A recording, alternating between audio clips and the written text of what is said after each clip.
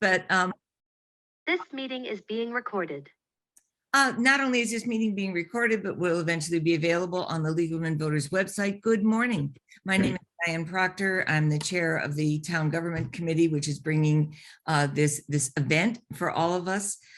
This is a discussion of the Concord Bridge, and we are privileged this morning to have Jennifer Pelusi, who's going to be the editor-in-chief, or is the editor-in-chief, and Betsy Levinson, who is the news editor.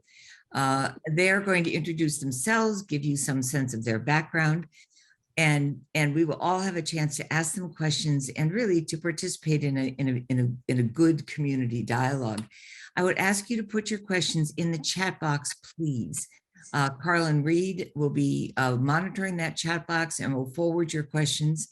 If you want to ask them yourself and feel a particular urgency to do so, you may raise your hand, which is something you can do on the bottom usually of your screen. There's something called a reaction. I'm going to show you right now, and I'm going to push raise hand, and that's what a raise hand, at least on my computer, looks like. And then we would notice that, and we would try to get to you with your questions. But the preferable way of approaching all this is to put your questions in the chat box, and they will then be forwarded to our speakers. This is being videoed and is for the use of the League of Women Voters only. And so any tampering with it or unofficial use of it is prohibited. So welcome, Jennifer. Welcome, Betsy. We know that there has been started in our community, thanks to the very good work of a remarkable board, the opportunity to have a real newspaper in our town, one that focuses on Concord and Concord events, on Concord concerns, and on Concord activities. And the people chosen now to move this forward are Jennifer Pelusi and Betsy Levinson. I'm going to turn this over to them, and thank you both for being willing to join us on this first Friday for the League of Women Voters of Concord and Carlisle. Jennifer, why don't you start? All right. My name is Jennifer Lord Pelusi. I've been a journalist for over 30 years at this point. I graduated from Boston University. I had the classic very first job, which was I wrote obituaries for the Boston Herald, called all the cops, and ended up reporting on the first night of Carol Stewart's murder. That's my claim to fame.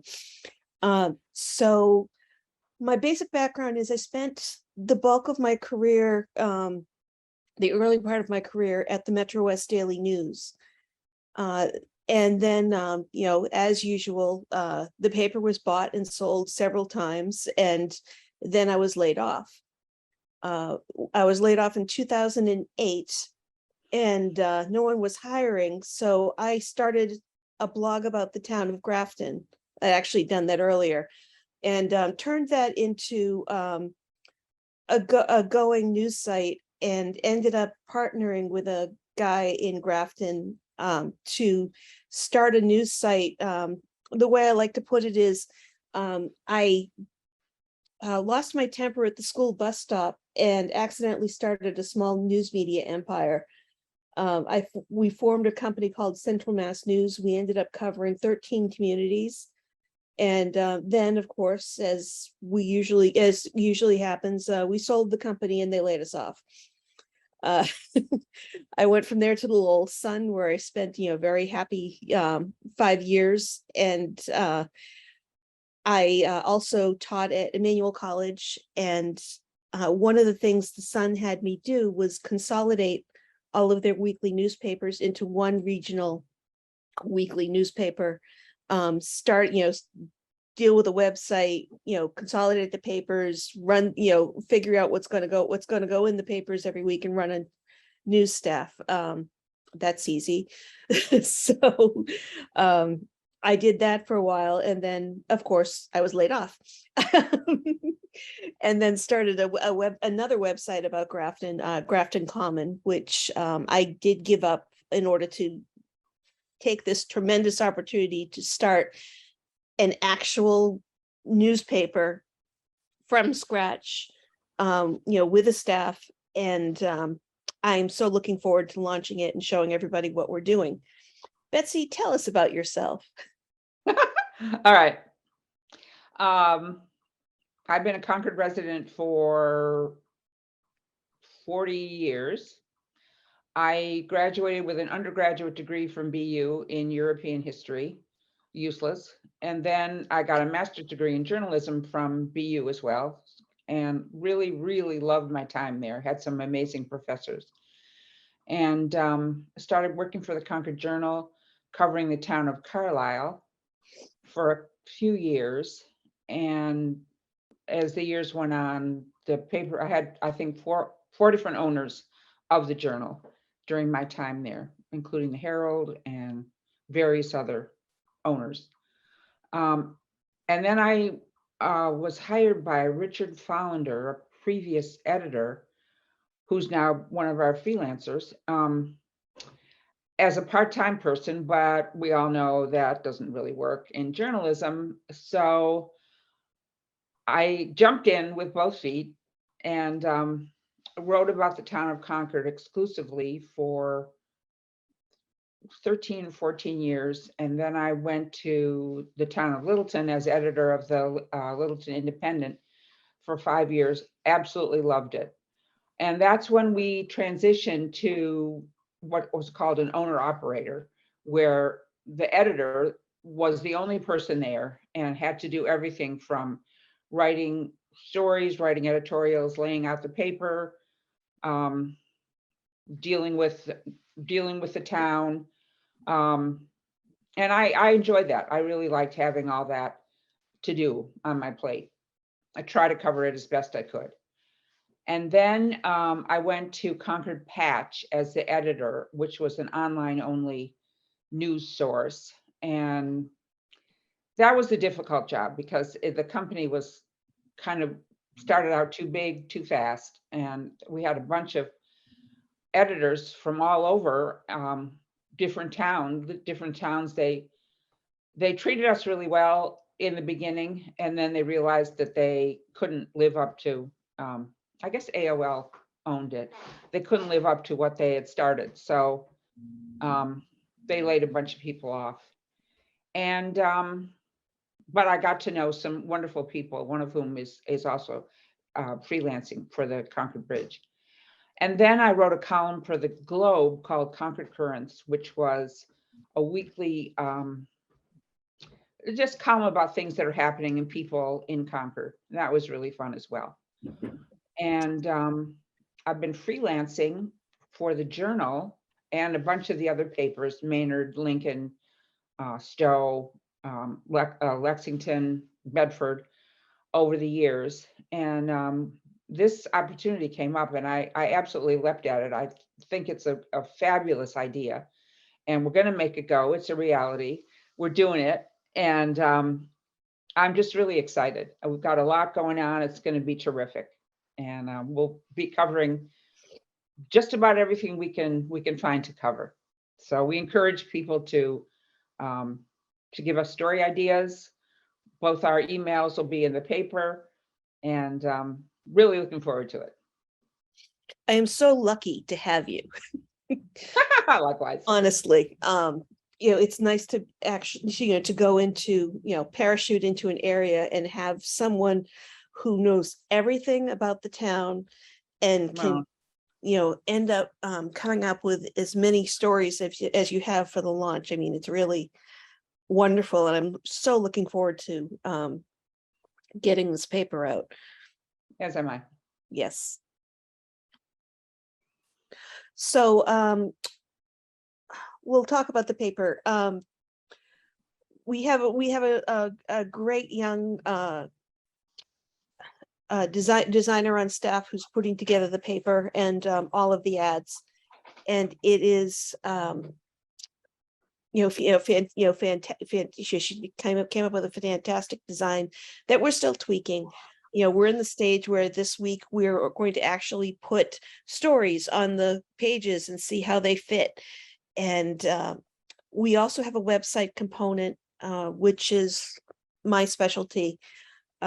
Sorry, I'm tearing up. Something must be in the air right now outside.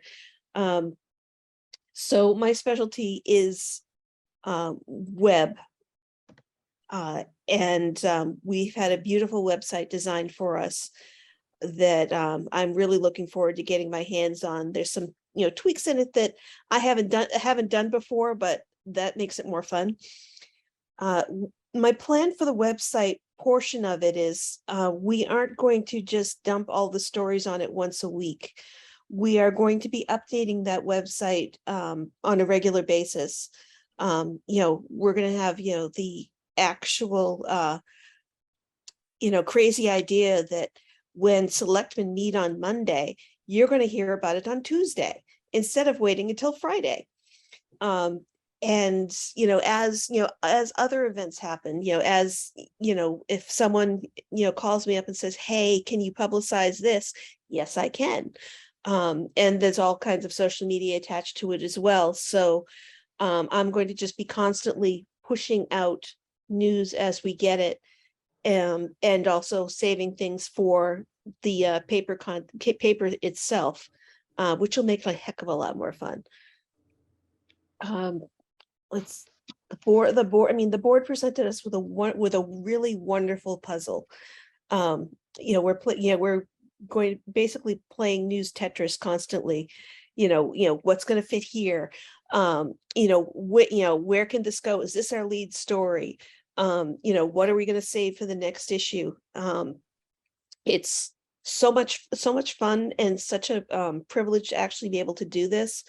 There are very few people who can actually say, I've put out volume 1, number 1 on a newspaper. And I'm really happy to say that this will be my second time, but it's going to be all the better because I'm not doing it for a chain. I'm doing it for these lovely, lovely board members.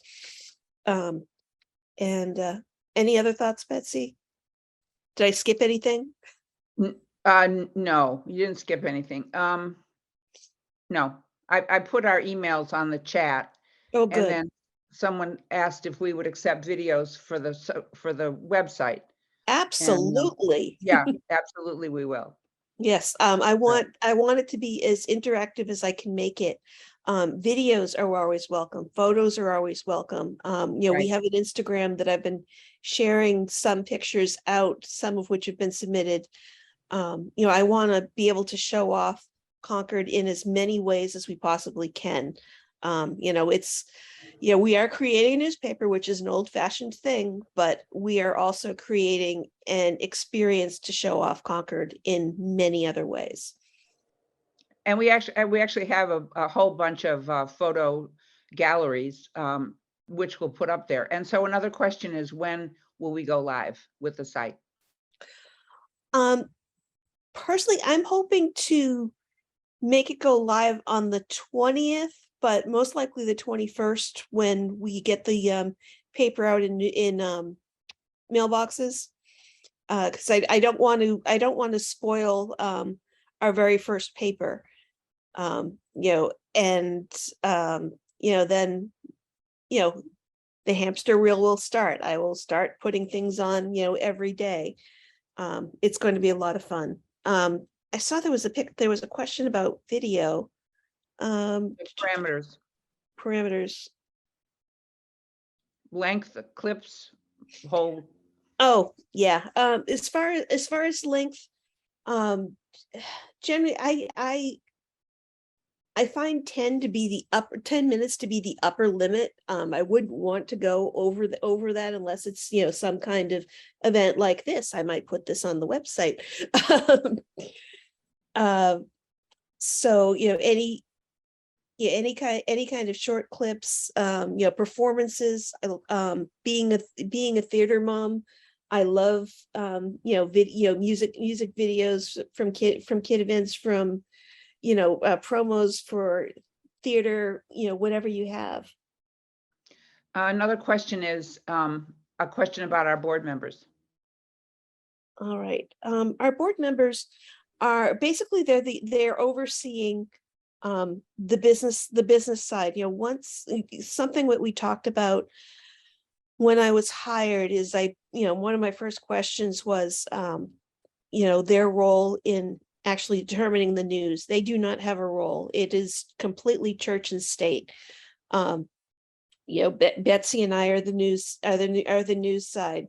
We are assigning stories, we are, writing stories, and if a board member doesn't agree with it, it's not something that's vetted with them ahead of time.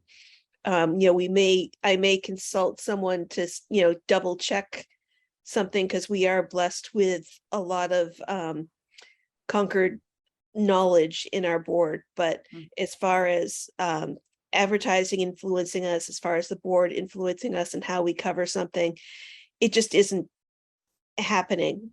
We are, professional journalists. We've been doing this for a while, and we know how to balance things. All right. I have a question, if it's okay. Yes. Sure. This is Diane. Sure. Letters to the editor and editorial statements yourselves. Will you all be writing those, the editorials? And in terms of letters to the editor, do you have some parameters? Do you have some length that you're looking for? Okay. First off, letters to the editor, 250 words. We have a fairly small editorial page. My plan is, not all letters will be printed just because of space, and so no one wants to see every single person agreeing or disagreeing. It gets a point where it gets kind of tedious. However, there is going to be, I may put letters online if it's something that's, for example, when we had the Grafton Town election, we had a ton of people sending in letters to the editor. I put all the letters to the editor up, within the parameters of the election, and so that was something where I didn't particularly limit it because they were endorsements. Some letters I may just end up putting a bunch online for the during the week, because a lot of people want to talk about it. And then as far as editorials, I will be writing editorials. I honestly, having written only one, which basically talks about why we've done this, I do not know how exactly I'll be handling it. I've done them in the past. Usually it's, touching on something news. We are not going to endorse. We are not going to, tell people how to vote at town meeting. We are certainly not going to talk, come up with a presidential endorsement or governor endorsement, but we will talk about issues. And also with letters, you have to submit your phone and email, because yes. if it's, and we don't want duplicate letters saying the same thing by different people over and over and over. Right. So we would exercise some judgment over that, and strict word limit. Would send it back saying, cut it or we will. Okay. Yeah. And editorials, sure. I mean, I've written editorials in the Littleton paper about a local issue that Right. reflects the town. If this is a slightly unusual question, but I will ask it this way: if there were to be a continued insurrection in the country in one way or another, is this something that you think this newspaper would cover in any way, or is this really meant? But by the term local, how do we define that, and how do you put a kind of constraints around it? I would say the only time we would write about national politics would be how they affect Concord. How is Concord voting on this? What are Concord's representatives saying about this? Mhm. But we're not going to be. We don't have a Washington bureau, and the whole reason for creating the newspaper is because Concord is undercovered. I mean, do you know how unusual it is for a town like Concord to actually be a news desert? It's ridiculous. there's a lot going on here and it deserves to be covered. You could not be more correct, and we are so deeply grateful that you that you folks are undertaking this. There are lots of questions in the chat box, and Betsy, so that you don't have to handle those, Carlin is watching them, and Sure. No, I'm happy to have Carlin do it. whatever. I wanted you to be able to concentrate on what you wanted to say. So, Carlin, can you summarize some of those questions and help us to answer them, please? Sure. Here's a really interesting one. We're looking at to see if there's going to be a comments section. And the question was about a comment section on the web. So this is actually a two-part question. One, are you going to do a web publication in addition to paper? And how are you going to do the comments section?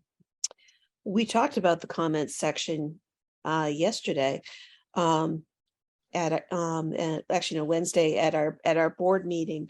My feeling for right now is I do not want to do comments online. And that is mainly because managing a comments section in a paper that is wide open to anyone in the world on the web is a chore in itself. And I don't want to have to spend a lot of time monitoring comments and behavior because it very quickly goes south. We do have our Facebook page, and people are welcome to comment on stories, live on the Facebook page. However, my feeling is that we are all neighbors here. And if you wouldn't say it over the fence to your neighbor, why on earth would you say it on the internet?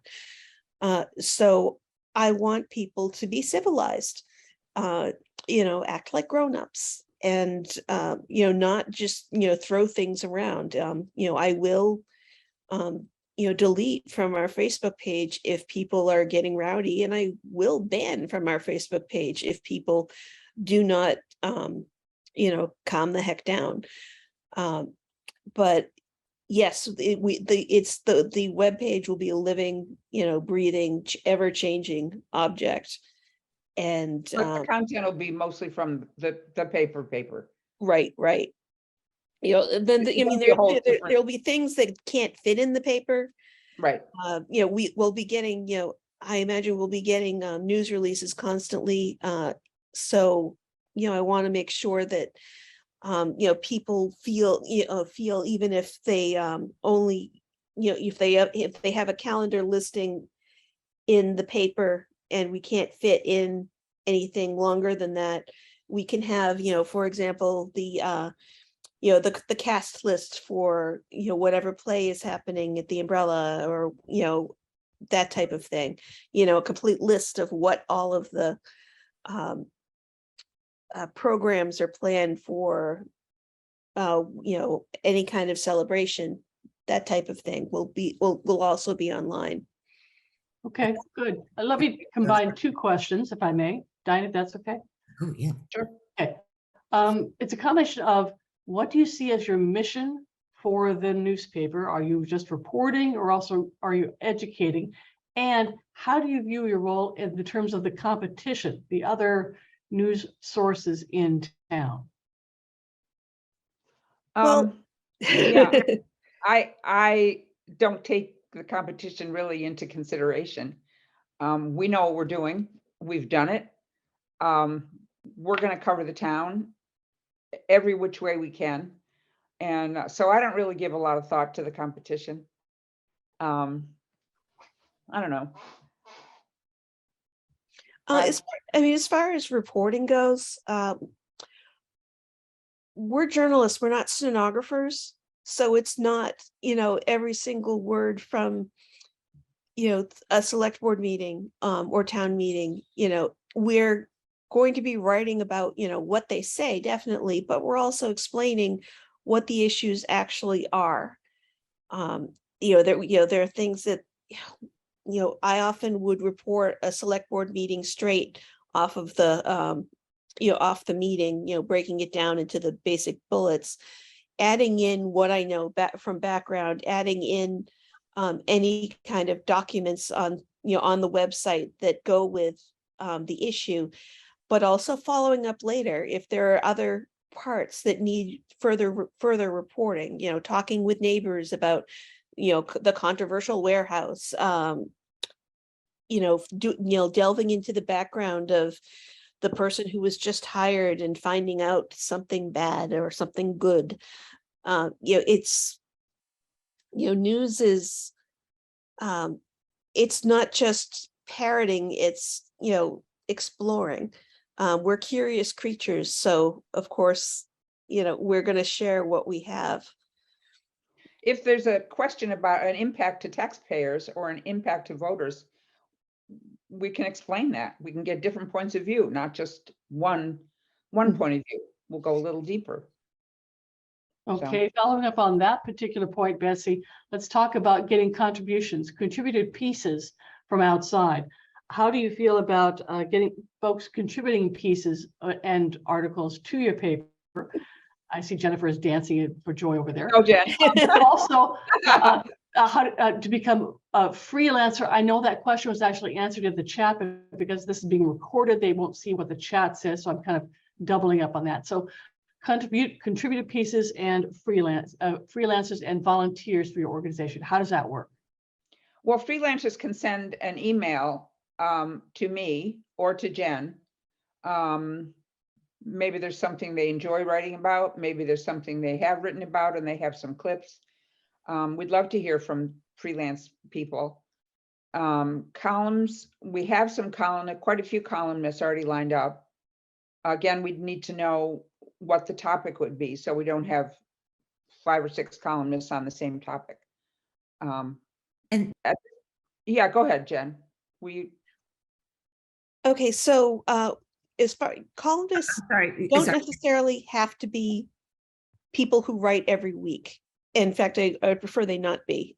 You can submit a column, an opinion piece for the editorial page. Or, we might talk about a column for something else. But, the trick, editors always say is not to tell me what you would write the first couple columns on or what the topic is, but to tell me what your 5th column will be, your 7th column, your 20th column, because it's a commitment. Thank you. That's so helpful. And this is a good time to mention that the League is being offered a column every month, and we're excited about that. And we will use that. We will use that appreciatively, and we hope wisely. Carlin, keep going. Okay, next topic: money. I love this topic.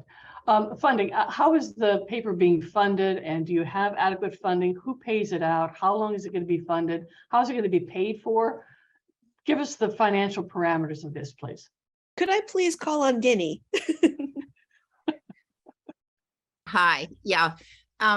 We've raised from individuals and businesses a little over $850,000.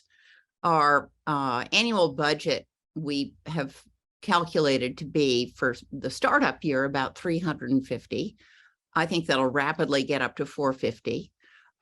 We would like to give raises to our amazing staff. I think everybody can see why we were so thrilled that Betsy got involved, and equally thrilled when Jen showed up, because we had really good candidates for editor-in-chief, but there was just something that went click. We knew that we had the right team.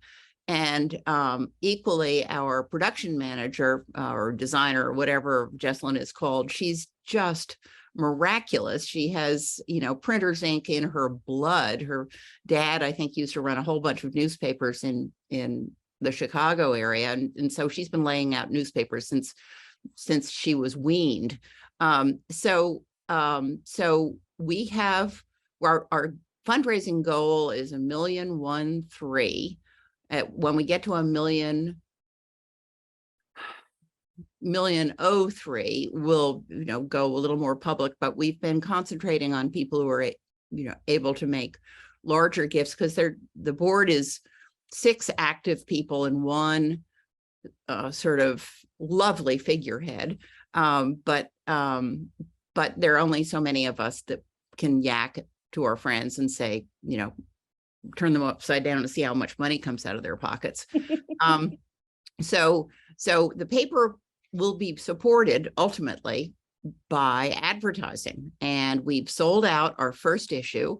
We're close to selling out our second issue. We've got, you know, the bulk of ads for our first 12 issues, because we're operating in a place where, I mean, we're delivering this free to a market that every advertiser wants to reach.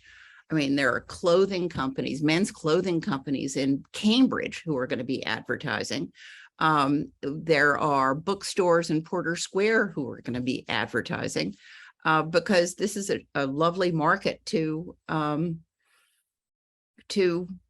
get, you know, free delivery to. So nobody has to subscribe. I think when people get this in their mail, they'll maybe be interested in supporting it. They don't have to, but we certainly welcome contributions.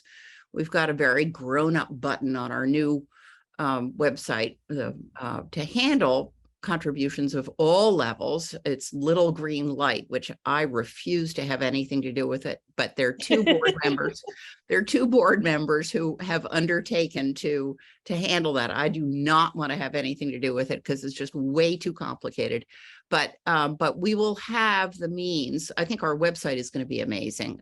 We will have the means to accept contributions from a whole bunch of people. So I am not worried about money. I don't want our news team to be worried about money. This is something the board will take care of. And this has been the easiest fundraising I have ever done. And I've done a lot of fundraising in Concord. Concord wants this newspaper so badly. So I think we're all set. That's not to say we don't need your money, but you know, we're on a roll. We've got the first 2 years paid for. So there we go. Okay, sounds good. Sounds like you've got the funding covered. Let's talk about coverage. 2 questions in the chat. One is about what town committees you're going to be covering. And another one is specific events that you're going to be covering, like the League's DEI programs on October 27th, the 13th, and November 10th. So how are you going to decide what you're going to be covering? Well, We'll have a that's- weekly Yeah. story meeting, in fact, daily, about what we're going to cover. If there's a committee, a standing committee, certainly we'll check out the selectmen as best we can. We're not going to be covering a meeting a night. We're going to be getting the agendas and talking about every day, talking about what kind of story is developing and how we can cover that. You know, we'll do, yeah, go ahead. Yeah, I mean, the whole idea of covering a meeting is not, the story is not the select board met, the school committee met. It's what did they do? So if it's going to be a very basic meeting where they just, you know, hire a couple people for the election workers and, you know, pay a few bills, that's not worth covering. If it's going to be something where they're talking about a major change, you know, something a bit more newsworthy, you know, it's all about, you know, what can we get, you know, is this the time where we're going to where we're going to get the most information, or is this something where we're going to look at and then come back to it and have it as part of a bigger story? You know, Betsy and I are both experienced in doing this, so it's you know, it's constantly you know, do we have time to do this? Do we have a person to do this? Right now, we are, you know, Betsy is for the most part the reporting staff, and she unfortunately does not have a Harry Potter time turner to cover everything. So, you know, the more freelancers we get, if anyone wants to volunteer to say, you know, cover the League of Women Voters, sorry, I'm trying to remember what it was. Programs. Yeah, if you know, if anyone wants to cover those programs, we welcome a report on it. Or a beat, if you want to, if somebody's interested Yes. in covering a beat in town, education, business, we would love to hear from them and talk about that. Also, we get the agendas, they're online, and if we see something on an agenda from whatever board is coming up, we would try and track that down and be on top of it. We already have stories, from across the town that we're kind of excited about. So I think both of us, Jen said, both of us know what we're doing in that regard, we think. Okay, Diane, I have two more questions, and then I'm going to suggest that folks consider putting in the chat events that the newspaper might want to consider covering. So we have a list of some suggestions for the newspaper folks. But the two questions I have left in the chat here, one is this just about Concord? And two, where is your office located? Yes, it's about Concord. Our office is at 56C Winthrop Street, which is across the bridge from the Neshoba Brook Bakery. And we're down at the end of the row of offices. And yeah, that's where we are. We'd love to have people stop in. Yeah, and people are welcome to come by and stop in and Absolutely. meet you all and talk to And you. will we cover the league things? We have a long list of stuff. We have somebody covering the DEI commission. And I know there's a group at the high school and the league. So we think we're going to be covering that topic in town pretty well. One of the things that we've noticed over the years as a league is that a lot of the boards that are perhaps the least observed often have some of the most substantive discussions that will eventually have an impact on the town. How do you think you will cover those simply by looking at agenda items and trying to see whether there's an agenda there that might perk up? Let me give you an example. The personnel board has been an interesting issue in town in the last maybe 4 or 5 weeks. Of course, it's been much longer than that, but it's surfaced with its report. Will you cover that report? Yes. Okay, good. And We have been. yeah, good. Okay, that's the kind of thing, because I mean, most people do not pop into the personnel board meeting, even if it's online. Another question related to that: were the laws to change and no longer require, or at least invite, the taping of the videotaping of town meetings around all over town, and instead back to being just in person? What kind of pressure will that put on the newspaper to cover what's going on? Enormous. We'd still go by the agendas, but I can't imagine that, they wouldn't be covered. I know Minuteman Media Network has a stockpile of the meetings on YouTube. So yeah, it would be a problem. Yeah, I mean, it'd be a problem staff-wise, but also, there was a time when, we didn't have meetings broadcast all the time, and we would go in person to meetings. The only, the issue that we have is that we have a very small staff. So there is a limit to what we can physically do. And this is where we look for freelancers. Right. Or just interested citizens who observe something, watch something, and send you a note. Right. As Betsy so beautifully put it, the beat. And I love your metaphor about the news Tetris. I mean, that is so gorgeous. I will, think about that. That is a fantastic metaphor. Other questions from the wonderful people joining us this morning? I have something that I want to add that I'm going to back off this. I'm a lawyer and I'm always interested in liability. What kind of liability concerns do you have about running a local newspaper? Well, I have now run an online newspaper online, an online news site, and I always do, granted, you never actually intend to commit libel, No one does it on purpose, or if they do, that's just not right. We're very cautious of how we word things. Can we say this? Do we have backup for this? This will be a constant conversation that we have. And certainly our board, will, have to be the people that we turn to when we say, oops, someone is going to sue us. When I've been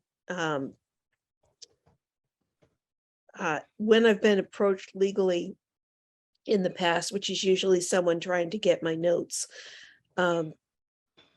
we've always been represented by a lawyer at the paper, and generally that's taken care of.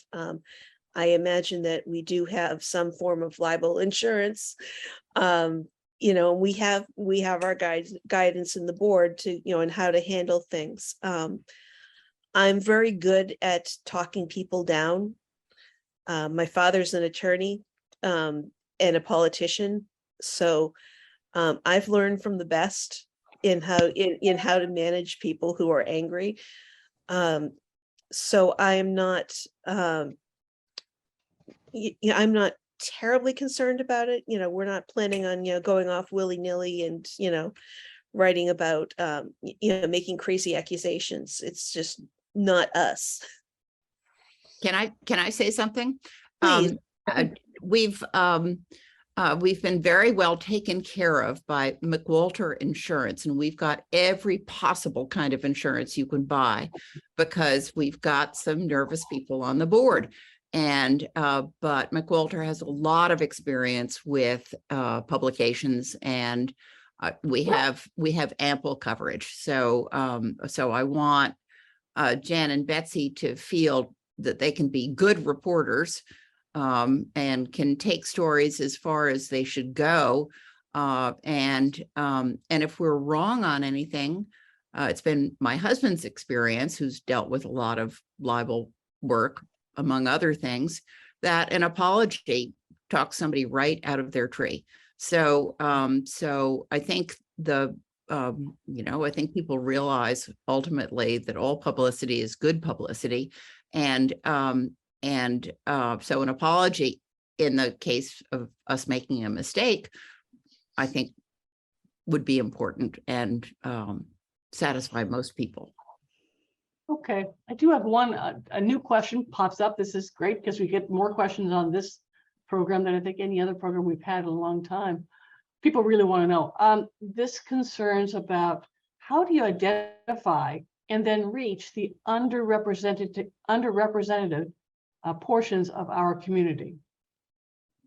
Yeah, I tried to answer that. We have a volunteer in town, well-known, who is eager to reach out and make contact with the underrepresented communities. And I'm sure she'll do a great job. She's going to wait until a couple of our papers have come out and then see where she can do the most good. And we will be looking to her to feed us interesting story ideas, people, issues that are represented in those communities. So we think we're going to do an adequate job there. We hope. That's fantastic. I'd love to get into a discussion about what we mean by underrepresented. but before we go there for a minute, there's a wonderful question also in the chat box about whether you will accept independent book reviews. And maybe a column on a monthly column on certain kind of book reviews. Is that something that's in the scope of your right now? I'm open to anything. We do have a lifestyle page. We just we're not, as I keep saying, we're not the New York Times. We don't have a lot of space. So, if we can't use it in the paper, we can use them online. We may sometimes, publish a book review or two in the paper and then, find out the next time one's submitted that we just don't have space allotted. So we can say, okay, well, read more online. We have a book review about this book, and read about them on theconcordbridge.org. Yeah, that's terrific. Thank you very much. That leads to a question, I think, about the degree to which individuals, how do they submit an article? I mean, if they've written a book review or they've read something recently that they think would interest Concordians in a broad way, how do they get that information to you? They can submit directly to me. It's jen@theconcordbridge.org. We also have news@theconcordbridge.org for submissions. And then for calendar, it's calendar@theconcordbridge.org. We've, tried to keep everything as easy as possible. And Betsy, of course, is Betsy@theconcordbridge.org. And you can send a Word document to me by email. With a Right. column. That's terrific news. Thank you. Now the question's popped up and it's kind of basic. How many pages will each issue be? What's it gonna look like? Okay. So pages are determined by advertising. So right now, we set our first issue at 16 pages just because it is our first issue. We're hoping to go up to 24, as much as 24 some weeks, all depending on, what our ad stack looks like, because you don't want to have too many ads and you don't want to have too few ads. It's a challenge on both ends for the news staff to fill, because in one, you're cutting stories down, and in another, you're stretching them out. Can I just add, we have a news ad split of 60-40. Mhm. So we could fill a paper of, 48 pages with ads, but we don't have the news staff. We don't want to put any pressure on our already hardworking news staff to have to, and so advertisers can just wait. So 16 pages will be our first issue. And when our news team says that they think it's okay to maybe add 4 pages, we will. And we'll fill that with, the 40% ads. But we really don't want to pressure our news team until they feel that they can fill this space usefully.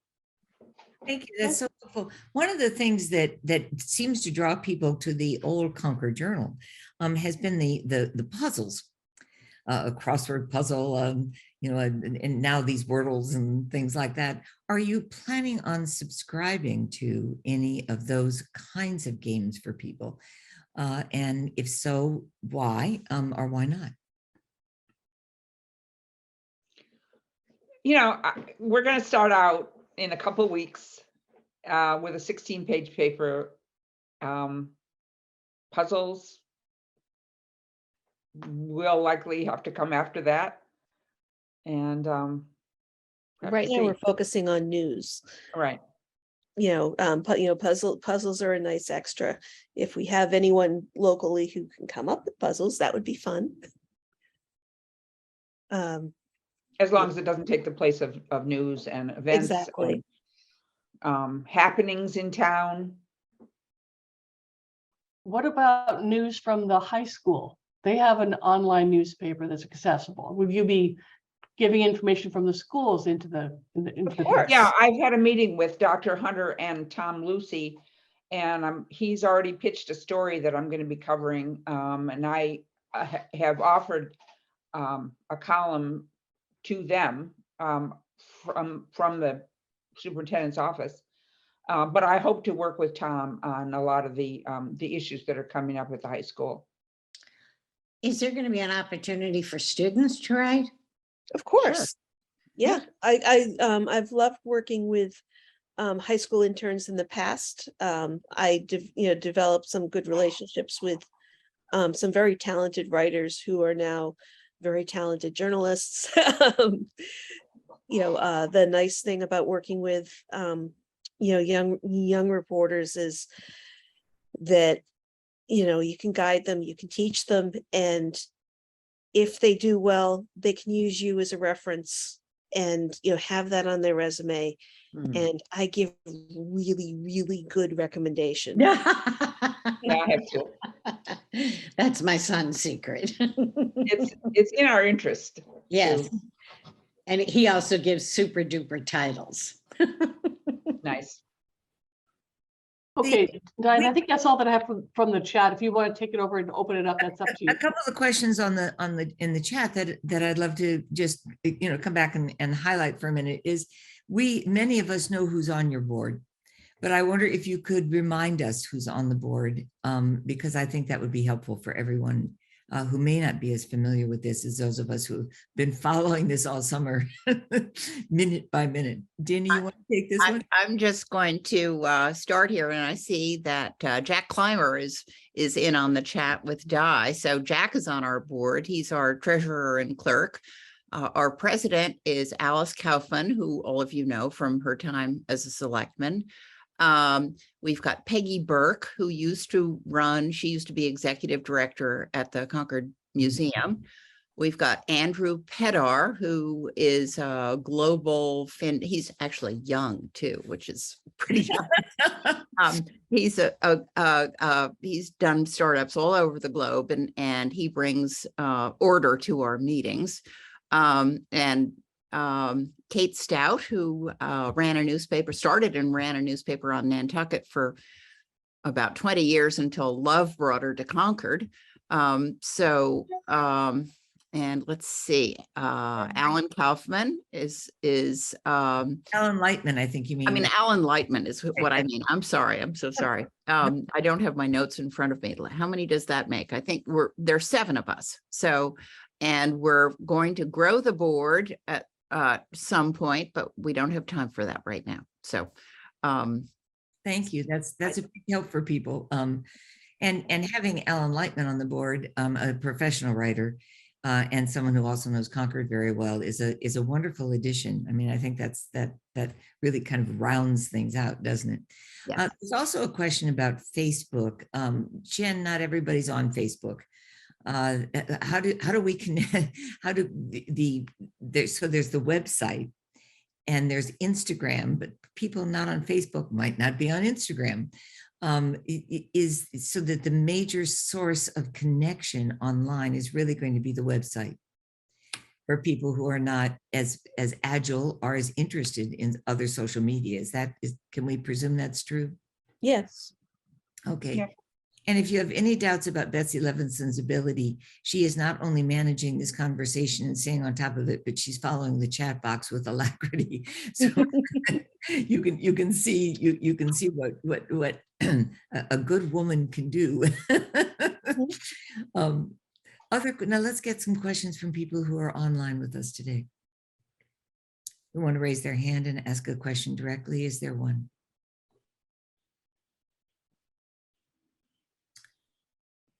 Usually they pop up on my screen right in front. I don't. Looks like Bob Andrews and Bertie may have one. I think Bertie's trying to raise her hand. Yeah, Okay. blah, blah. Bob, and welcome. Okay, can you hear me? Yes, we can. Yes. My question is sort of not yet put together, but there's a current paper that's coming out to every household every week. And there are a lot of people that don't have a clue what you're all about, or don't have a clue about why that newspaper's talking about everything from Paris to France to here.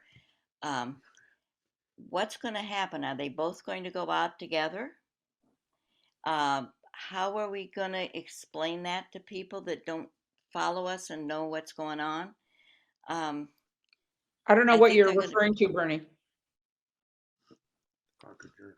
The Concord Journal is sending out a paper every Friday now, Okay. and you're going to be sending out a paper also. So there'll be 2 papers going door to door. But the If Concord you subscribe to the journal, yes. Journal, It is would not to subscribe subscribe. to the journal. You pay We're for not a subscription, so we're going to Concord come. Journal is sending it out to a lot of people that are not subscribed. I don't know. We're concentrating on what we're doing. So, right. so let me just say, sometimes the Concord Journal is sent to every household in Concord because It's been doing that. a broker pays for that. That happens maybe once every 4 months or so. The broker has to pay the cost of mailing it to every Concord household. We are mailing to every Concord household, whether they want it or not. The model that we've been so charmed by is the Carlisle Mosquito, which has been doing this for the last 50 years. And it's a way of, people will say, well, I didn't subscribe to this. I don't know why I'm getting it, but I did read an interesting story about the Finance Committee. So the Mosquito has made Carlisle more civically engaged than Concord is right now. Concord has atrophied because I don't know when I read the last interesting article in the Journal. They've reassigned all of their reporters to regional beats. So if you want to know about a house sale in Belmont, sure, read the Journal. Or if you want to read about Bill Ricca's lacrosse team, great, read the Journal. But we are going to be covering Concord, and we'll be sending to all households and businesses. And, if people want to line their cat litter boxes with it, that's fine. But it's going to be a good way to keep us connected. This notice just arrived yesterday in our mailbox. Let's see if I can put it up here for people to see. This is from the Concord Journal, and it's $72 a year. And they're asking for renewal, which I think I won't do, but nonetheless, and I think we both decided not to, and are glad that our subscription is running out. Well, also the Journal has stopped production of papers in many surrounding towns and laid off all the staff. And it's probably not going to be too long before they'll do the same thing in Concord. The Wicked Local, there's talk among my friends who were laid off that the whole Wicked Local portion of Gatehouse will be stopped, discontinued. So, I mean, which is a shame because I was a reporter for the Marlboro Enterprise, which was part of the original Beacon Group, which included the Concord Journal. And to see everything that we worked for, just basically fall to pieces because some guy in New York wants to have a summer house and it makes more sense to him to, cut people rather than actually, build up the paper and make the papers worth subscribing to and advertising in. So we're not gleeful over the fact that the newspapers are closing. We're more concerned about the fact that people aren't learning anything. And God, we want newspapers to come back. There's plenty of evidence that to keep a political world alive, local newspapers are essential. And there's also plenty of evidence that in order to mute an understanding of the political world, is the fastest way to do it is to eliminate local newspapers. Mm-hmm. So this has a value that is obvious in one level, and it has an even bigger value. Mm-hmm. in ways You that just spoiled my first editorial. Oh, no, I did. You will say it more eloquently than I did. Corey, you have a question. Oh, don't worry about it. Corey, you have a question. Oh, you're muted, Corey. Can somebody unmute Corey? Oh, okay, yes. Somebody just referred to the State House Bureau. One of the reasons why the last 6 years have been so stressful for me is that Your phone rings all the time. yes, I can do a straight line between what the feds do right down to Concord in terms of policy. And it's just because of my experience. But what the State House does is usually immediately affecting the town or will affect the town in the upcoming months or years. So who is going to be, how are we addressing those issues on the state level? we are thinking about having a State House News freelance. But it's interesting. I've been doing stories about each of the 3 candidates in the 14th and 13th Middlesex district. Yeah, And one of the candidates yesterday said what he does locally informed his work on the state level. So he's bringing the issues that matter to him in his district at home to his work at the State House. So we hope to cover that pretty thoroughly in those 2 in Concord, the 2 districts.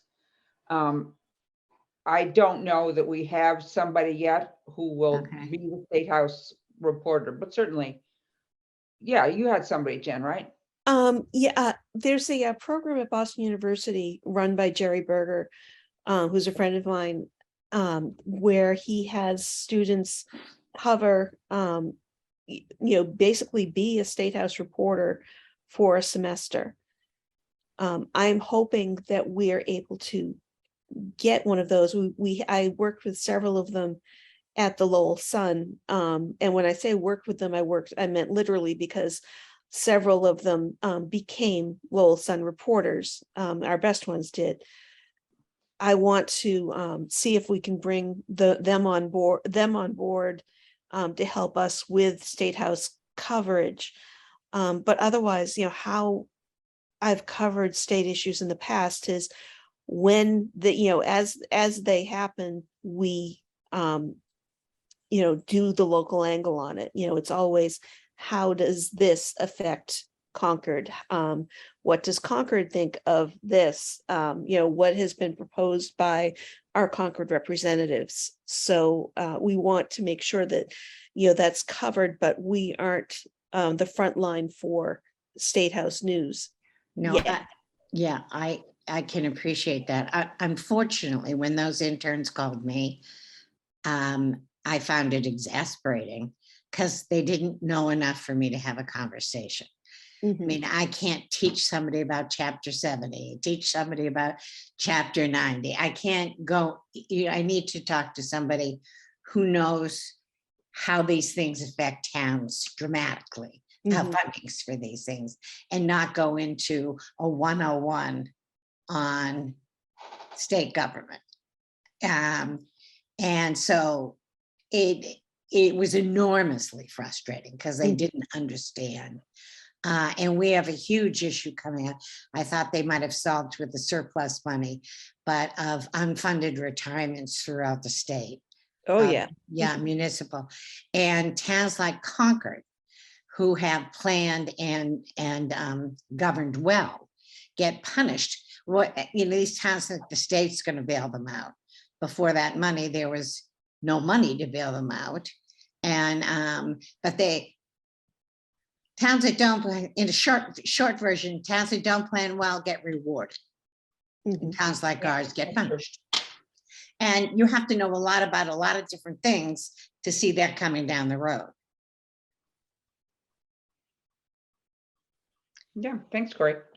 So Good information. if you do have a student and they need a mentor, the questions to ask and why, to fill in the gap, because it takes a lot. Any select person here, like Denny or can tell you, it takes a long time. The closer you get to the people, the more complicated government is. Oh, God, yes. It's easier to be president of the United States than it is to be a selectman, I swear. So Corey, are you volunteering to mentoring? I would be happy. I would be happy to mentor. I would be happy to fill in those gaps. Simon Cataldo, one of the candidates, has made a commitment to do the kinds of meetings that I did with with open meetings for all of my officials in different towns, because the towns work in silos and they don't share their best practices. But it gave me a format to learn from them and them from me. Those were never open to the press, and I'm ambivalent about that because there was a lot of frank conversation going on, but perhaps a report coming out of those would be helpful. But it seriously impacts on towns. And So we should be talking and thinking about it. Thank Sure. you, Corey. Yeah, So, thanks, Cory. yeah, this is really helpful. Yeah. Other questions that people have? Sue Curtin, I see your hand up. Sue, You're on mute, Sue. yep. We're gonna, there you go. Good morning. Some of us moved to Concord way back in time. And at that time, there was a local, really local newspaper. Everybody knew everybody who worked on that newspaper. And they dug deep and well, usually, with one glaring mistake. They did not, for a number of years, report the girls' high school sports. And, you know, that absence caused a lot of talk in town, which then, of course, manufactured a lot of interest in the newspaper. And there was no talk of other towns. It was all Concord. And we read the paper, grabbed the paper to read every week because so many things were in that paper. Some of you may remember it like I did. It was really very exciting. But then, of course, technology came in and kind of removed the hands-on feeling that you got with that kind of newspaper. So I just want to thank all of you who are involved in this. I think it's sort of wonderful. It feels like I'm coming home to something that's very, very, very special. So keep up the good work. And I'd like to submit occasional columns on our sister city in Japan. Because, Oh, I'd love to hear about that. That's Yes. great, Sue. That'd be terrific. well, then, of course, you can all think about going to Japan, or we're going to try to celebrate the 25 years that we've had in relationship with this city coming up next year. And it's really, really been a terrific relationship. So That's fantastic. good. I remember covering that, Sue. Yes. And then I remember doing that. That was great. Those are great stories. So that would be terrific. Okay, and we would like to have videos occasionally, just so people know how to use chopsticks. Ah, that's I love that. Thank you. This is this is great. Using chopsticks, not one of the things we anticipated in this discourse this morning. Well, you know, we always have more to learn. Oh, so sure do. David Allen has mentioned in the chat box that there is a big issue right now in town having to do with Christopher Heights and Junction Village. Will you be covering that particular discussion in your first? Okay, thanks, Betsy. It's good to hear. If we have no more questions, I want to make sure that there aren't others. Carlin, do you see anything else in the chat box? Yes, there is something about obituaries. Janet had asked a question is whether you're going to run obits as a way, not just informing folks that someone has passed, but to let them know that they're making connections. So running obituaries. We are planning to have obituaries. You know, it's something that's very well read in the papers. You know, my mother-in-law always jokes that she knew she was getting old when she turned the obits first. Yeah, so yeah, we will be running them. You know, if we have people submit them, we need to have also the name of the funeral home, just to double check with them about information. And yeah, that's pretty much it. Thank you. We are clearly in the hands of pros, people who have expertise and background. We are so grateful to you, and we're so grateful to the board that has supported you. We appreciate the bright line between the board and the newsroom. And we understand that that's going to be, that's ongoing. And because of the professional and intelligent nature of your board, we know that we can count on that distinction and that division going forward. Thank you all so much. I want to remind people that you have become the town of notice for legal announcements from the town. I mean, the paper of notice for legal announcements for the town. So that's going to be important as well. Yeah. And the town will turn to you to announce those things and make them available for all citizens. We are so grateful for your time this morning. We are so grateful for what you're doing. And we thank everybody who joined us this morning. I know if you have further questions, you can reach out to Jen and Betsy and ask those questions. I hope you have a wonderful day. It looks like one last day of nice warm weather. Yeah, I noticed that. Before the cold weather begins to kind of snuggle in. Yeah. So thank you all so much for Thank joining you so us. much for having us. It has Yeah. been a joy. Have a lovely day, everyone. You too. Yes, thanks. Thank you.